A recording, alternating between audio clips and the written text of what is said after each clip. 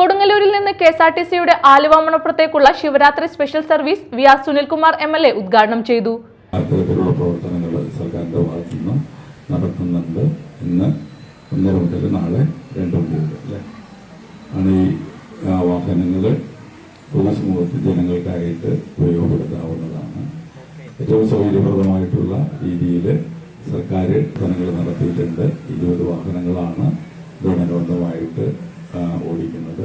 പൊതുസമൂഹത്തിന്റെ നല്ല ശിവരാത്രിയുമായി ബന്ധപ്പെട്ടുകൊണ്ട് ഉള്ള ഈ പ്രവർത്തനങ്ങൾക്ക് എല്ലാവിധ നടന്നുകൊണ്ട് ഈ ചടങ്ങ് ഔപചാരികമായിട്ട് ഉദ്ഘാടനം നിർവഹിച്ചായിട്ട് ഞാൻ പ്രഖ്യാപിക്കുകയാണ്. ശ്രീ കുരുമ്പ ഭഗവതി ക്ഷേത്രം തെക്കേ മൈതാനിയിൽ നിന്നാണ് സ്പെഷ്യൽ സർവീസുകൾ ആരംഭിക്കുന്നത്. ഉച്ചയ്ക്ക് 2 മണിക്ക് ആരംഭിച്ച സ്പെഷ്യൽ സർവീസ് യാത്രക്കാരുടെ തിരക്കനുസരിച്ച് പിറ്റേ ദിവസം 10 മണി വരെ ഉണ്ടാകും. 20 ബസ്സുകളാണ് സ്പെഷ്യൽ സർവീസിനുള്ളത്. കൊടുങ്ങല്ലൂർ നഗരസഭാ ചെയർപേഴ്സൺ ഹണി പീതാംബരൻ അധ്യക്ഷത വഹിച്ചു.